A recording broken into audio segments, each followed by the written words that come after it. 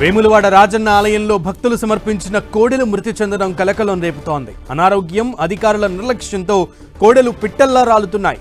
2 రోజుల క్రితం 2 కోడెలు మరణించగా తాజాగా మరో 8 కోడెలు మృత్యువాత పడ్డాయి. అయితే ఈ విషయం బయటకు రాకుండా అధికారులు వాటిని మూలవాగులో ఖననం చేశారు.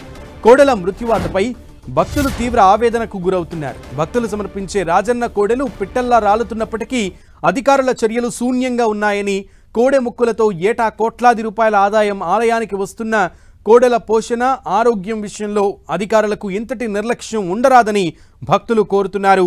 ప్రస్తుతం స్వామివారికి భక్తులు సమర్పిస్తున్న నిజ కోడెలను తిప్పాపూర్ గోశాలలో నిల్వ ఉంచుతున్నారు. దాని పరిధిలో సుమారు 600 వరకే ఉండే వసతి సౌకర్యాలు ఉండగా ప్రస్తుతం రాజన్న గోశాలలో 1200కు పైగా కోడెలు రావడంతో సరైన వసతి సౌకర్యం లేక మృత్యువాత పడుతున్నట్లుగా భక్తులు ఆరోపిస్తున్నారు.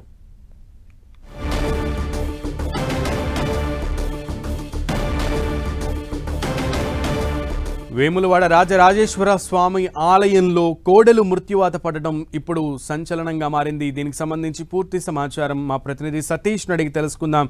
వరుసగా కోడెలు మృత్యువాత పడడం, ఆ విషయాన్ని బయటకు రాకుండా అధికారులు సీక్రెట్గా ఖననం చేయడం, పూడ్చిపెట్టడం దేనికి సంకేతం? ఏమంటున్నారు? అసలు అధికారుల స్పందన ఎలా ఉంది సతీష్?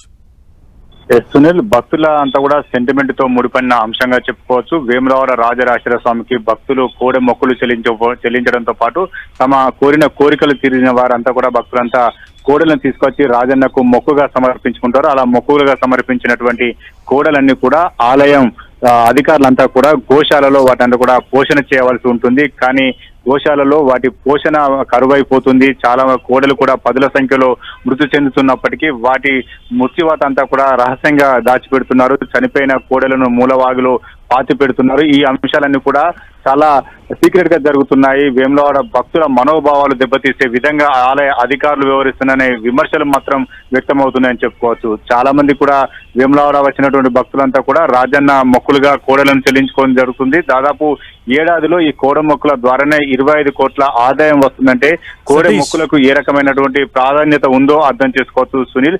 అయితే ఈ గోశాలలో దాదాపు గోశాల నిర్మాణం కావచ్చు, విస్తీర్ణం కావచ్చు, ఇది పెంచకపోవడం కారణంగా దాదాపు 600 గోవులు మాత్రమే అందులో ఉండే అవకాశం ఉంది. కానీ భారం అతిగా 1200 కోడలు అందులో ప్రస్తుతం అయితే ఉన్నట్టుగా తెలుస్తుంది. కోడలన్నీ కూడా పోషణ లేకనే, సరైన పోషణ లేకనే అవన్నీ కూడా చనిపోతున్నట్లుగా తెలుస్తుంది. గతంలో ఆ కోడలన్నీ కూడా రైతులకు ఇవ్వాలని చెప్పి ఒక డిమాండ్ వచ్చిన నేపథ్యంలో రైతులకు అందజేశారు. కానీ కొంతమంది రైతులు వాటిని చీటింగ్ చేస్తూ ఒక అవినీతికి పాల్పడడంతో ప్రస్తుతం కోడలు ఇవ్వడంలో కొంత అధికారులు నిలిపివేశారు. దీంతో గోశాలలో కోడల సంఖ్య పెరుగుతుంది. కోడలకు సంఖ్య పెరిగినంత పోషణ ఇవ్వలేకపోతున్నారు.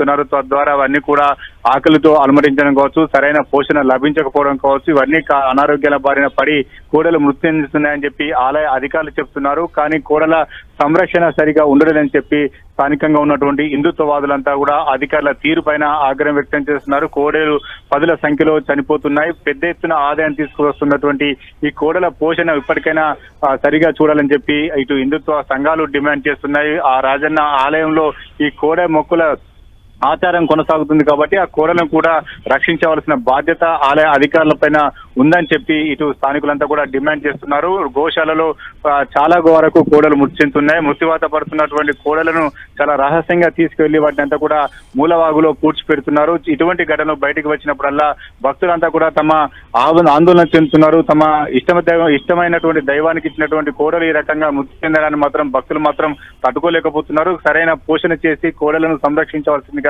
భక్తులు డిమాండ్ చేస్తున్నారు. సునీల్, సతీష్, అయితే 600 కోడలకు మాత్రమే స్థలం ఉన్నటువంటి గోశాలలో 1200 కోడలను ఉంచడం అంటే ఎంత ఇది బాధ్యత రాహిత్యంగా కనబడుతోంది? దీనికి అధికారుల సమాధానం ఏంటి?